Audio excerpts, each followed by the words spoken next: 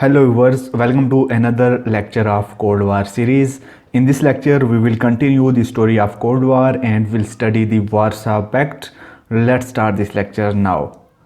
First of all, an overview of the Warsaw Pact. Warsaw Pact, which is formally known as Warsaw Treaty of Friendship, Cooperation and Mutual Assistance, was signed on May 14, 1955. It was signed by the Soviet Union and 7 of its European satellites. Warsaw Pact was basically a mutual defense organization that put the Soviets in command of the armed forces of the member states. The Warsaw Pact, so named because the treaty was signed in Warsaw, which is the capital city of Poland. This treaty called on the member states to come to the defense of any member attacked by an outside force. Members of Warsaw Pact. There were 8 members of Warsaw Pact, including Soviet Union, Albania, Poland, Romania, Hungary, East Germany, Czechoslovakia and Bulgaria. Now, what was the background of Warsaw Pact? As we are studying the Cold War, so we know that it was an indirect war between US and USSR to contain the ideologies of each other. These ideologies include the capitalism and communism. As this was an indirect war, so both the United States and USSR was containing each other through making alliances.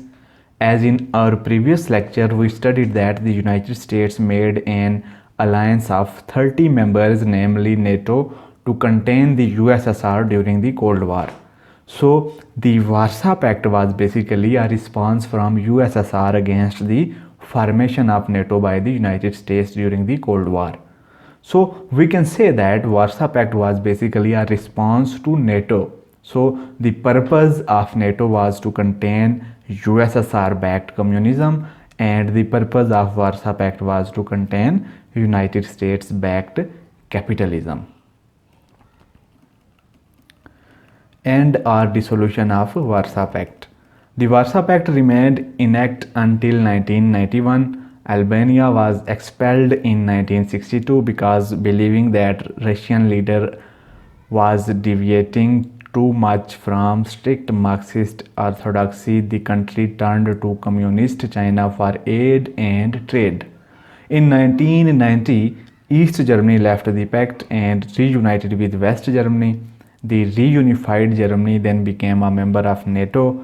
The rise of non-communist governments in other Eastern Bloc nations such as Poland and Czechoslovakia throughout 1990 and 1991 marked an effective end of the power of the Warsaw Pact. In March 1991, the military alliance component of the pact was dissolved, and in July 1991, the last meeting of the political consultative body took place. So in this way, the Warsaw Pact came to its end. Just keep in mind that Warsaw Pact was a response from USSR to NATO. It was an alliance of Cold War times. There were 2 alliances, one was NATO and other one was Warsaw Pact.